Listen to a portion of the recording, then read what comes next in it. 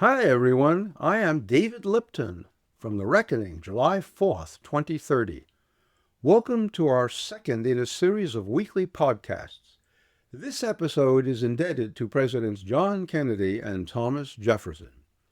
In his presidential inaugural address in January 1961, John Kennedy appealed to us.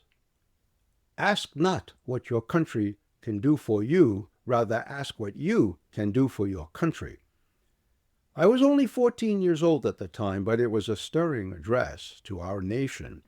To make sure that my memory was not deceiving me, I looked at an old video clip, compliments of YouTube, of his inaugural address. Oh my, what a young man he was, 43 years old.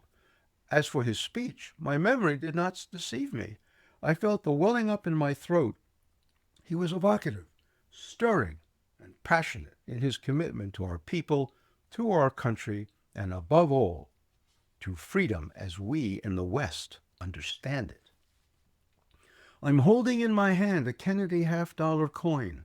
Many of us older folks have one of these coins tucked away somewhere. Ask your parents or grandparents to find that coin. If they don't have one handy, Google an image of the coin online. When holding the coin, or seeing it online, look at it carefully. On the head side, the word liberty is inscribed around the outer edge, and below John Kennedy's profile appear the words, "In God we trust." Turn the coin around. The American eagle, a symbol that harkens us back to the eagles perched atop the standards of the Roman legions, appears on the center. Above the eagle's head are inscribed the Latin words, E pluribus unum, out of the many, one. Let's turn to Thomas Jefferson. He was a man of grand words, ideas, and actions. Sorry there are no contemporary videos to see. As to his words, well, what is one to say of them? We hold these truths to be sacred and undeniable, that all men are created equal and independent, and that from that equal creation they derive rights inherent and inalienable, among which are the preservation of life, liberty, and the pursuit of happiness. After a particularly contentious general election against John Adams in 1800, something that we in 2024 know all about, he offered Americans federal government that would restrain people from injuring or interfering with one another and leave them free to go about their business. The Kennedy coin reminds us of liberty, God, and unity through diversity. Jefferson offers us freedom and limited government. These ideas are the beating heart of our republic. Many of us may not know, or even care to know, that the founders of our republic were steeped in the writings and ideas of the ancients, the Greeks, the Romans, and of course Christianity through the King James Bible. Our founders were particularly fond of the Romans.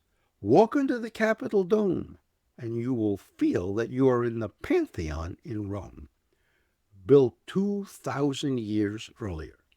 Stroll past the federal government buildings in Washington, D.C., and you will see colonnades reminiscent of ancient Rome. The founding Americans wanted political balance and created a mixed form of government to accommodate the various divergent views and interests of all of our people. While they welcomed divergent views, they also feared that if political factions pushed their favorite ideas too far, the republic could be torn apart, as indeed it was during the Civil War in the 1860s. Ask yourselves, why does this all sound familiar to us today? The U.S. Constitution was and remains an ingenious adaptation of Aristotle's golden mean of balancing the needs of the one, the few, and the many. The ideal of the golden mean did not seek the abolition of extremes or of diverse views and the conflicts and interests that attended those diverse views. Our federal government was founded on the idea of balance, on the ideal of nothing too much. If that balance was not maintained, then the republic would be torn apart. Today, in our overheated political environment, we are now torn by two competing visions of how best to balance the demands of liberty and equality. Do we ask what we can do for our country, or ask our country what it can do for us in making our lives more comfortable and insulating us from the consequences of our own actions, or inactions, as the case may be? America made its choice clear within a decade of Kennedy's inaugural address. We chose the latter option. We asked what our country could do for us. By a landslide election in 1964, we voted to implement the Great Society programs. By the early 1970s, the authorized government spending was in full tide. Here is the irony. In the same decade that we as a nation accelerated our spending on social programs, the rates of economic growth and real income growth began to decline. Do you remember the total factor productivity we talked about in an earlier episode? It slid from a 40-year growth trend of 2.82% down to 1.52% in 2014.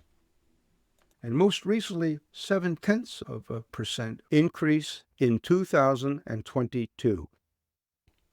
For roughly the same periods, the real income growth of Americans slid from 2.5% per annum to 0.48%, and no increase at all in the last decade. To remind our listeners of those stubborn facts, the relevant U.S. debt to GDP ratio was $3.36 of debt created for every dollar of economic growth over a 50-year period. While in our short podcasts we are unable to go into depth into the historical record of declining productivity, skyrocketing debt growth, the growth of federal entitlement programs, I heartily recommend two books. One is by Robert Gordon, The Rise and Fall of American Growth, and John Cogan's The High Cost of Good Intentions. We are on a slippery slope if we argue that increased spending on public programs caused the debt explosion, the decline in productivity, and the decline in real income growth. I'll not make that claim, yet it remains a debatable point that we should continue to think about and debate in the future. My point is that facts are stubborn things. The situation is what it is. We must recognize and deal with these stubborn facts if we are to sustain the social spending programs and future prosperity of the U.S. without mortgaging future generations of American prosperity while we are being overly generous to ourselves. Harking back to John Kennedy's admonition, let's consider whether we want to ask of the government benefits that far exceed our ability and future generations' ability to pay for. In other words, ask not what your country can do for you, rather ask what you can do for your country and future generations. This is a big ask. However, I do believe that the coming generation, your generation born between 1980 and 2000, has a rendezvous with destiny. I have every confidence that you will meet the challenge as generations before us have always done. I only regret that my boomer generation's good intentions has left you with an exorbitant cost of those intentions. Time to go. You will hear from me, David Lipton, in a week's time when we consider why we should care about what happens in the rest of the world. You can access my ideas and thoughts by visiting Amazon.com and search for The Reckoning, July 4th, 2030.